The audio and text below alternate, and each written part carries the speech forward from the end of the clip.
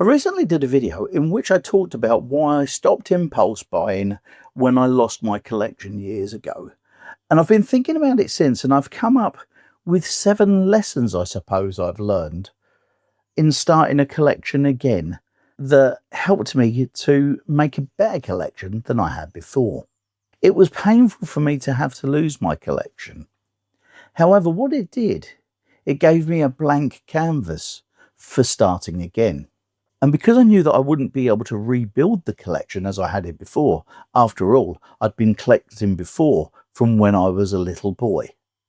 And so the vastness of my collection would be hard to replace at that stage of my life. And to be honest, rebuilding the collection wasn't about rebuying everything that I had. It was more about refining who I am as a collector, if you like. So let me start with the 7 lessons that I learned along the way. Lesson 1, curating against accumulation. You see, there's a difference. When I started buying my collection of records and films all those years ago, I bought willy-nilly, I suppose. Anything I liked at the time I'd pick up and I'd buy. And because of that, I accumulated a really big collection. What I learned from losing all of that collection that I did was that I didn't necessarily need it all again. What I really wanted was a collection that mattered to me. It was about owning the things that were important to me, the things that I loved. And that's what I went out to do when I started to rebuild. What I suppose it taught me was that less is more. Now, everything in my collection is something that actually means something to me. Pretty much everything in my collections now has a memory that goes alongside it. I can pretty much tell you where I bought most of my records and my films and my CDs, and I can pretty much tell you why and why they're important to me. And that's better than having a vast collection that doesn't really mean anything to me. Lesson 2, the vetting process. I suppose the aim of my collection now, it has to fulfill some criteria. Will I listen to it more than once? Will I watch it more than once? And is there a good chance I'll read it more than once in the case of books? You see, what I wanted to have was a collection that to me is all killer and no filler. So that every time I look along the shelf, there is something that I truly love. Lesson 3, the charity shop ritual. This is one that kind of takes me back to my days of being a crate digger in the record shops. You see, there is something about rifling through a bunch of DVDs or CDs or records and not knowing what you're going to come across. And as you're flicking through and you're looking for it and you go, no, no, no, no, no. Oh, wow. There's that one that stands out to you. And it makes that the thrill of the hunt, if you like.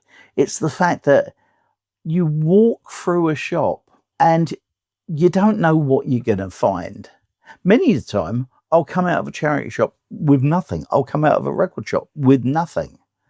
But it's the point of that you actually see it in the shop and it just lights your eyes up and you think, oh, I've got to have that. Whereas going on Amazon and buying now just doesn't feel the same, I'm afraid. Lesson 4, space is a gift, not a constraint. Now, I have less room these days than I did years ago. And because of that, it also stops you from overbuying. Yes, I still go out and find all these things that I like, but I have so many shelves behind me, as you can see, and only so many places to put them. So if you go out and you find something new, rather than just keep adding to the collection, I've kind of found a way of doing things whereby actually it's one in, one out. So if I'm going to buy this, there's going to be something that's going to go. What happens is, not only do you keep it closed down into a certain area, but the quality level of it always raises. You go into that cupboard and you look on that shelf and everything you're looking at is top notch as far as you're concerned. Lesson 5, physicality and mental health. There's a calming effect of holding a disc or a record or a CD in your hand, as opposed to spending infinite time looking through all those choices on a streaming site. Because sometimes you can be overloaded with so much stuff. It's hard to make a decision. But when you get your own things and you can pick through them, it leaves you that much calmer. I remember when I used to have Netflix and there was so much there and I spent so much time rifling through it that half the time I didn't end up watching anything. And I suppose it's the same if you use something like Spotify.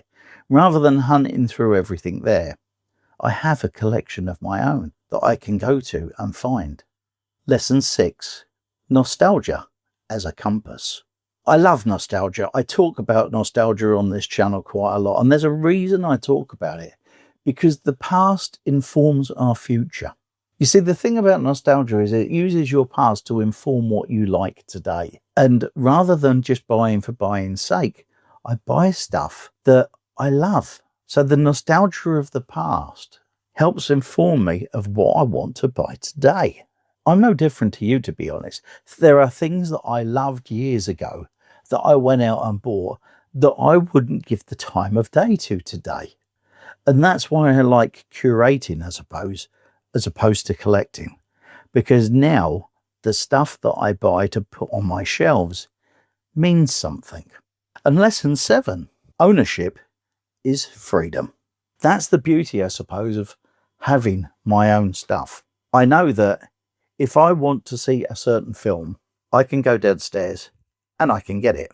Back when I used to stream, there were days when I'd look for something that I'd seen and thought to myself, I'll watch that tomorrow or next week when I've got time. And you go back the next week and it's gone because their license is withdrawn.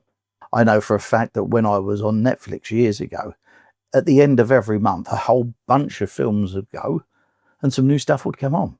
But if that stuff that was on the telly that I wanted to watch got took away, I'd lost it. You see, when I lost my music collection all those years ago, I thought it was the end of the world, to be honest. I had to sell my records. I can remember it, and it was like losing a friend every time I sold one.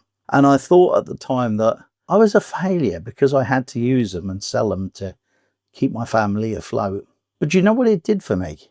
It gave me an opportunity to build something more intentional, because now everything I've got, I love. And what can be better than that? I've got a question for you though. If you lost your collection of the things that you love, what would be the first rule you would implement in rebuilding your own collection? And if you click the link up there, I'll put the video up there that I talked about right at the beginning that led me to think about these 7 lessons that I learned when I started to rebuild my collection. I'll see you next time.